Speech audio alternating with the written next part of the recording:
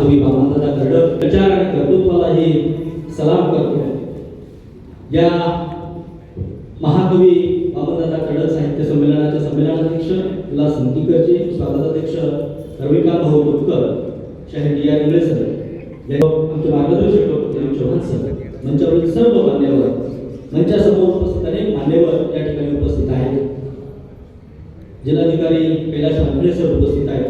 त्यामध्ये आमचे मामाश्री आयुष्यमान डीपी वानखडे, ज्यांना वामनदादांनी बॉडीगार्ड म्हटलेलं होतं आणि लिखित स्वरूपामध्ये तशा पद्धतीचा नोंद देखील वामनदादांनी डीपी वानखडे सरांची केलेली होती. त्यांचा अनेक दीर्घकाळ त्यांना सहवास लाभला, त्याची सेवा करतात ते डीपी वानखडे आणि सर्व उपस्थित रसिक मित्र. माणसा इथे मी तुझे गीत गावे, असे गीत गावे तुझे हित व्हावे, एकाने हसावे लाखाने रडावे, असे विश्व आता इथे ना उडावे. या पद्धतीचं माणूसपणाचं गीत महाकवी वामनदादा कर्डक हे लिहितात आणि मराठी साहित्याला एक वेगळा आशयाचा आयाम देतात. हे आपल्याला अधोरेखित केलं पाहिजे. मूल्य विचाराचा पुढचा टप्पा ज्याला म्हणता येईल तो म्हणजे हे गीत आहे. माणूस केंद्रबिंदू मानून इथं असणारी जी काही विषमता निश्चित समाज रचना आहे ती उलथून टाकली पाहिजे. आणि इथं महामानव डॉक्टर बाबासाहेब आंबेडकरांनी ज्या पद्धतीनं आपलं सबंध आयुष्य कुठल्या गोष्टीसाठी खर्च घातलं असेल तर ते म्हणजे समताधिष्ठित समाज निर्मितीचं एक स्वप्न बाबासाहेबांनी पाहिलं आणि ते स्वप्न पूर्ण करण्यासाठी त्यांनी अहोरात्र परिश्रम घेतले. अशा पद्धतीनं तोच विचार समोर ठेवून समताधिष्ठित समाज या ठिकाणी निर्माण व्हावा, एकानं हसावं आणि लाखाने रडावं, अशा पद्धतीचं विश्व आता इथं शिल्लक राहता कामा नये. या पद्धतीची माणूसपणाची भूमिका घेणारा एकमेव कवी आहे लोककवी महाकवी वामनदादा कर्डक. आणि म्हणून त्यांना प्रथमतः विनम्र अभिवादन करतो. कष्टकरी वंचित घटकातील सगळ्याच समूहांना कवेत देणारा आशय त्यांनी आपल्या कवितेमधून प्रामुख्यानं मांडला आणि त्या माध्यमातून इथला म्हणजे समाजाचं प्रबोधन तर घडवलंच तर त्यासोबतच लोकशाहीची एक वेगळी परंपरा देखील मराठी साहित्यामध्ये पूर्ण केली, पुढे केली. मला असं वाटतं की समकाळामध्ये ज्या प्रश्न निर्माण झालेले आहेत त्या प्रश्नांची उत्तरं हे वामनदादांच्या कवितेमध्ये सापडतात असं मला प्रामुख्याने जाणवतं. म्हणजे खरं तर बाबासाहेबांच्या भाषणांचा मी अभ्यास केला त्यावेळी सुद्धा लक्षात येते की आज जे काही प्रश्न उपस्थित झालेले आहेत त्या प्रश्नांची उत्तर बाबासाहेबांच्या भाषणांमध्ये आहेत. त्याच पद्धतीनं वामनदादांच्या कवितांचा जर आपण अभ्यास केला तर असं लक्षात येते काल या ठिकाणी सांगितलं की पैशाला मारा लाथा आणि बाबासाहेबांना साथ द्या या पद्धतीची जी गीतं आहेत. म्हणजे लोकशाही प्रक्रियेमध्ये निवडणुकीमध्ये या पद्धतीनं पैशाचा गैरव्यवहार होतो आणि बाबासाहेबांना साथ दिली जात नाही. एल्गा वामनदादांनी या गीतांच्या माध्यमातून मांडला. बाबासाहेबांचा विचार सामान्य माणसामध्ये जनमानसामध्ये पेरण्याचं काम, रुजवण्याचं काम सर्वात महत्त्वाचं काम महाकवी वामनदादा कर्डक यांनी केलं. आमचा वाटा ही कविता असेल अत्यंत महत्त्वाची आहे आणि इथल्या अर्थव्यवस्थेला प्रश्न उपस्थित करणारी आहे, इथल्या राज्यव्यवस्थेला प्रश्न उपस्थित करणारी आहे आणि म्हणून महाकवी वामनदादा कर्डक हे मराठी साहित्यातले एक महत्त्वाचे प्रमुख कवी म्हणून त्यांची नोंद आपल्याला घ्यावी लागणार आहे.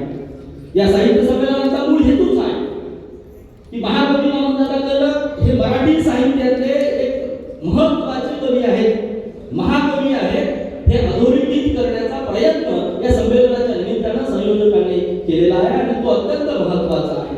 मी पाहतोय मराठी विषयाचा प्राध्यापक म्हणून काम करत असताना, मराठी साहित्याचा अभ्यास करत असताना आधुनिक मराठी वाङ्मयाच्या इतिहासामध्ये वामनदादांची नोंद आपल्याला पाहायला भेटत नाही. एवढा मोठा महाकवी 10,000पेक्षा अधिक कविता ज्यांनी लिहिल्या, प्रबोधनाचं काम केलं, त्या महाकवीची कविता आणि एक महत्त्वाचा कवी म्हणून आधुनिक वाङ्मयाच्या इतिहासामध्ये नोंद होत नाही ही खरं तर मोठी शोकांतिका आहे. आणि म्हणून पुढच्या काळामध्ये मला असं वाटते की वामनदादांच्या गीतांचं, कवितांचा नवा अन्वयार्थ लावण्याची जबाबदारी तुमची माझी आहे. या साहित्य संमेलनाचं हे फलित राहील की गेल्या 2 दिवसापासून ती वामनदादांच्या एकूण साहित्यावर, एकूण कवितेवरची चर्चा चालू आहे. त्या चर्चेचा भाग असा आहे की त्यांच्या कवितेचा नवा अन्वयार्थ आपल्याला नव्या पिढीपर्यंत पोहोचवता आला पाहिजे. तो पोहोचवण्याची जबाबदारी तुम्ही आणि मी आपण घेऊया या पद्धतीचा एक आशावाद या निमित्तानं व्यक्त करतो. आणि वामनदादा हे मराठी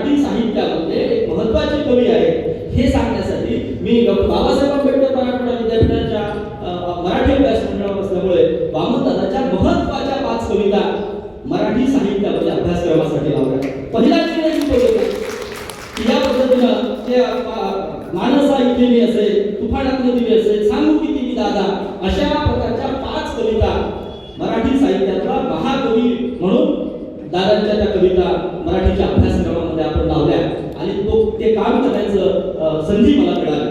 हे मला या निमित्तानं सांगितलं पाहिजे. आणि पुढच्या काळामध्ये देखील आपण सर्वांनी मिळून या पद्धतीनं वामनदादांचा विचार जो बाबासाहेबांनी प्रस्तुत केला, जो विचारप्रधान कविता आहे, ती विचारप्रधान कविता पुढच्या पिढीपर्यंत आपण मांडली पाहिजे.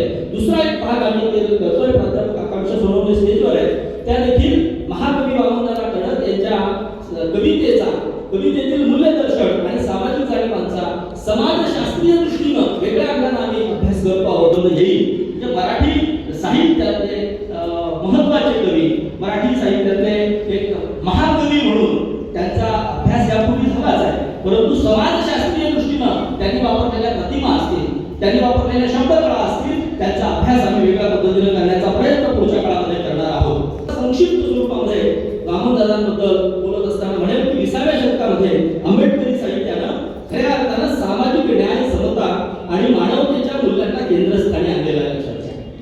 तोपर्यंत हे सगळे जे काही मूल्य विचार आहे, हा मूल्य विचार मोठ्या प्रमाणावर कुठेतरी मागे पडून होता आणि म्हणून सामाजिक न्याय असेल, समता असेल आणि मानवता असेल, या मूल्यांना केंद्रस्थानी आणण्याचं काम मोठ्या प्रमाणावर आंबेडकरी साहित्याने केलं. ज्यामध्ये आणि या परिवर्तनवादी संबंध लाटेमध्ये महाकवी वामनदादा कडक हे एक सशक्त, लोकाभिमुख आणि क्रांतिकारी व्यक्तिमत्व ठरलेलं आहे. त्यांच्या संबंध कवितांचा अभ्यास केला तर आपल्या असं लक्षात येते की डॉक्टर बाबासाहेब आंबेडकर यांच्या विचारांचं गाणं करणारा महाकवी केवळ आणि केवळ एकमेव वामनदादा आहे, हे देखील आपल्याला अधोरेखित करावं लागेल. आणि म्हणून वामनदादांना सामाजिक क्रांतीचे शाहीर म्हणून देखील आपल्याला लक्षात घ्यावं लागणार आहे. वामनदादा कडक हे फक्त कवी नव्हते, तर ते जनतेचे विचार संवेदक होते.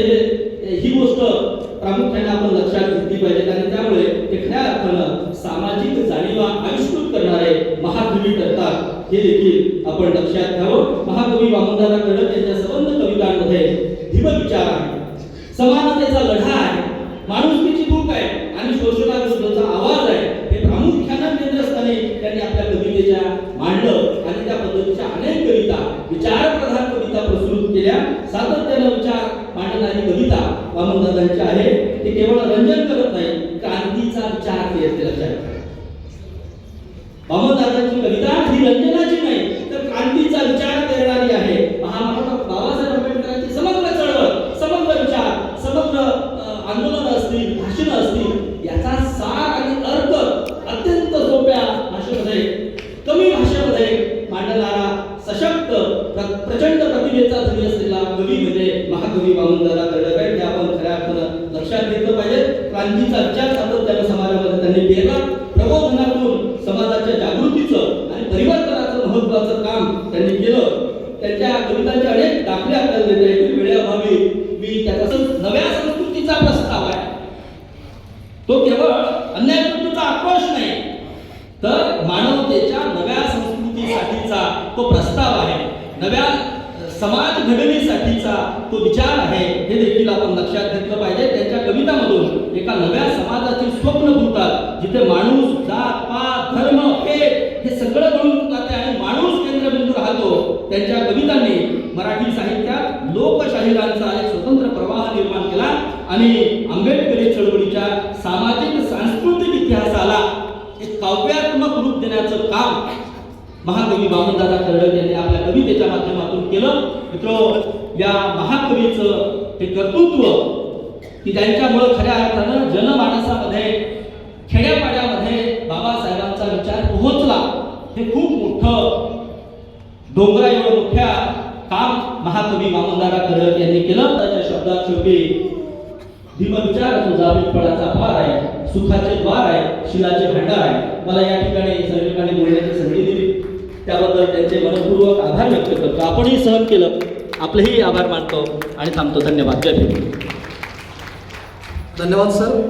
खरं म्हणजे आपल्या शब्दांपेक्षा कृती जास्त परिणामकारक, जी महाकवी वामनदादांच्या साहित्य कृतींना विद्यापीठाच्या अभ्यासक्रमामध्ये स्थान मिळवून देण्याचं मोठं काम सरांच्या पुढाकारातून झालं. एकदा जोरदार टाळ्यांचा गजर आपण सन्माननीय डॉक्टर शिरसाट सरांशी करून